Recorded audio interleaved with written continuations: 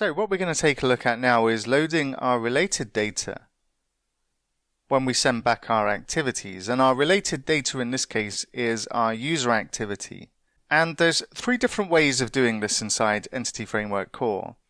And if we just take a look at the documentation for loading related data, we have three different options. We have eager loading, which means the related data is loaded from the database as part of the actual query. We have explicit loading, which means the related data is explicitly loaded from the database at a later time. And we also have lazy loading, which means that related data is transparently loaded from the database when the navigation property is accessed. And what we're going to start with is eager loading. And eager loading means that we just need to use the include method when we ask for a list of activities or a single activity. Then we have to say that we want to include the user activity. And what we'll also need to do is use the len include to include the app user as well. And that's what we'll implement now. So let's go back to our code, and I'm just going to open up the list.cs in our activities folder. And inside here, what we'll do is where we're getting our list of activities, what we can do is after the activities, we can say include, and we want to include the user activities. And what we also want to include is the app user as well. So we'll say x goes to x.appUser in this case. And let's just rearrange these. And what this means is that when we go and get our activities, we're also going to go and get not just the user activities, but it's going to go further and actually return our app user inside this. And we can also do the same for our details view as well. So let's take a look at details. And inside here, where we've got our activities, what we want to do is say .include, and we'll say x goes to x.user activity, and we'll need to bring in Entity Framework Core here, and that should be activities, and then we'll say len include x goes to x.appUser. Now what we'll find is that we can't use the find async method if we want to include related data, as this has no accessible extension method except in a first argument of type iIncludable queryable.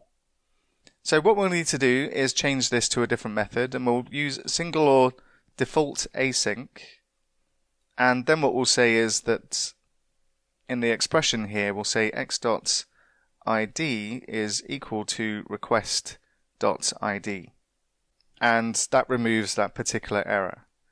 Now, if we go and test this, we're going to see a bit of a mess inside our request, because what we're going to be returning is an app user object from this as well. But we'll just go ahead and do it just to see the effects of this. And I'll just click on Get Activities. And we get a 200 OK. We get a warning saying that something went wrong while running our scripts, and our test results fail. And if we take a look at what we get back, we do get back an array full of user activities. But if I scroll down and find the one that we just created with Bob as the host, we find that we don't even return all of the user data. And what's happening here is we're getting stuck in a self-referencing loop when we try and return this. And whilst we can get around this and kind of ignore the error in our configuration, it's not the right way to go about this. And if we take a look at our terminal window inside VS Code and take a look at the error we're getting here, we're getting our stack trace here, and what we're getting, if we take a look and scroll up to the first error, so we're getting our server error, and it's telling us that we've got a self-referencing loop detected for the user activity, and it's given us all sorts of problems. And what we don't want to do is return an app user with our user activities, we want to return something different. But let's just make sure that in our get activity details we can also see the user activities with the user.